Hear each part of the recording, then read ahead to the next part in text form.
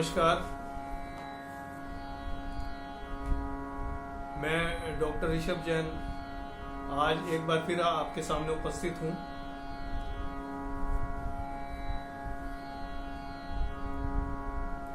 आज की class BA second year के विद्यार्थियों के लिए है, जिसमें आज हम ताल के विषय में बात करेंगे। ये बीए सेकेंड ईयर का जो फर्स्ट थ्योरी का आपका पेपर है, फर्स्ट पेपर का फर्स्ट क्वेश्चन है, जिसका सेकंड क्वेश्चन है तालों का वर्णन, जिसमें आपको तालों का वर्णन करना है। जिसमें 5 ताले हैं, जिसमें से एक झपताल है आपके कोर्स में। तो आज झपताल के बारे में बात करेंगे अपन। देखिए, ये जो क्वेश्चन है ये थ्योरी और प्रैक्टिकल दोनों में आपको काम आएगा। यही ताल आपको थ्योरी में लिखना है और यही ताल आपको प्रैक्टिकल में बजाना भी है। तो आप ध्यान से उसको सुने, नोट करें। तो आज हम जिस ताल की बात करने जा रहे हैं उस ताल का नाम है झपताल। झपताल का मैं आपको परिचय दे रहा हूं। झपताल 10 मात्रा की ताल है।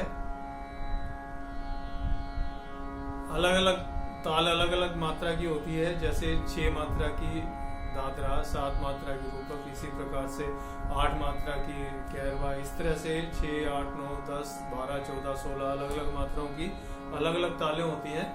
तो ये जो ताल है ये 10 मात्रा की ताल है, जिसका नाम है झपताल। इस ताल का मैं परिचय दे रहा हूं आपको।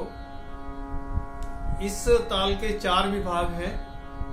पहला विभाग 2 मात्रा का, दूसरा विभाग 3 मात्रा का, तीसरा विभाग फिर से 2 मात्रा का और चौथा विभाग 3 मात्रा का। इस प्रकार 2, 3, 2, 3 मात्राओं के 4 विभाग हैं। पहली मात्रा पर सम है। देखिए, सम के बारे में एक ताल में थोड़ा अपवाद बोल लीजिए या फिर ऐसी प्रक्रिया है। एक ताल अपने भारतीय शास्त्रीय संगीत में ऐसी है जिसकी पहली मात्रा पर खाली से दर्शाया जाता है।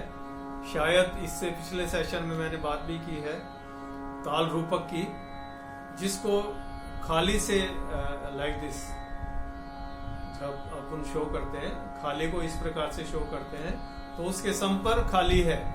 जैसे तिन तिन ना धिन ना धिन ना तिन।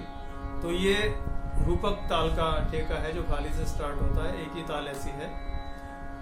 बाकी सभी तालों में, वैसे इस ताल में भी कुछ लोग आजकल पहली मात्रा पर ताली से प्रदर्शित करने लगे हैं, लेकिन शास्त्रों के अनुसार पहली मात्रा पर खाली ही है। आपको खाली ही लिखना, प्रैक्टिकल और थ्योरी में दोनों में विद्यार्थियों को। तो हम झपताल की बात कर रहे हैं। देखिए, झपताल में पहली, तीसरी और 8वीं मात्रा पर क्या है? ताली। पहली, तीसरी और 8वीं मात्रा पर ताली है, छठी मात्रा पर खाली है।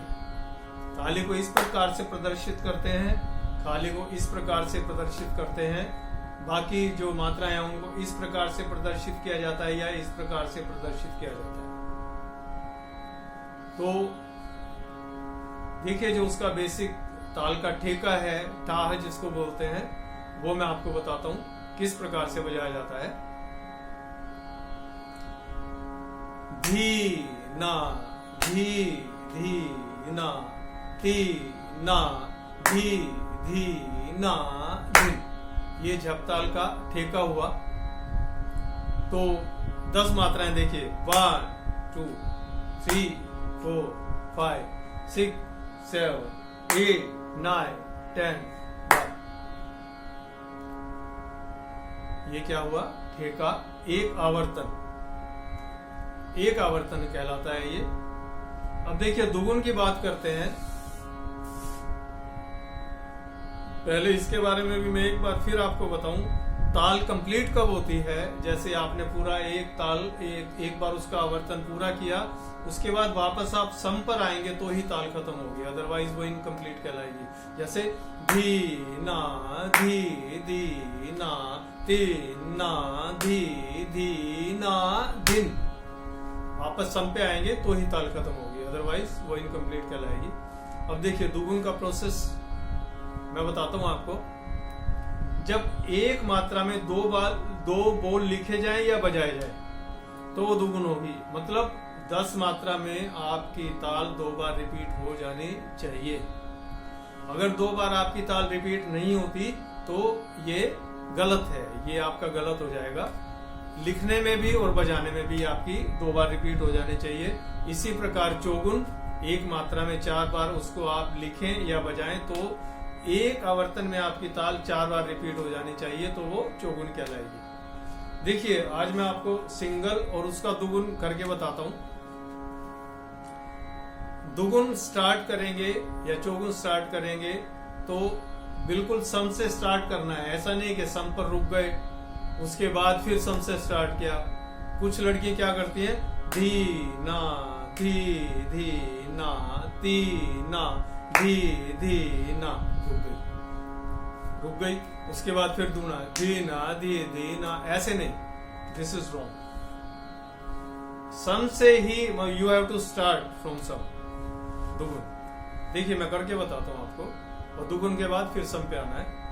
धी ना धी धी ना ती ना धी धी ना धी ना धी धी ना धी ना धी धी ना धी ना धी धी ना धी ना धी धी ना धी। तो ये क्या हुआ, दुगुन। सम बजाना है, उसके बाद दुगुन बजाना है। इसी प्रकार से एक मात्रा में 4 को रिपीट करेंगे तो वो चौगुन हो जाएगी। इसी तरह से आपको बजाना है और इसी तरह से लिखना है। सभी तालों का यही प्रोसेस होगा। तो आज झपताल के बारे में बात की, झपताल को जाना, उसका परिचय जाना, दुगुन जाना, चौगुन जाना। नेक्स्ट सेशन में फिर एक ताल लेकर उपस्थित होंगे। तब तक के लिए all the best, thank you.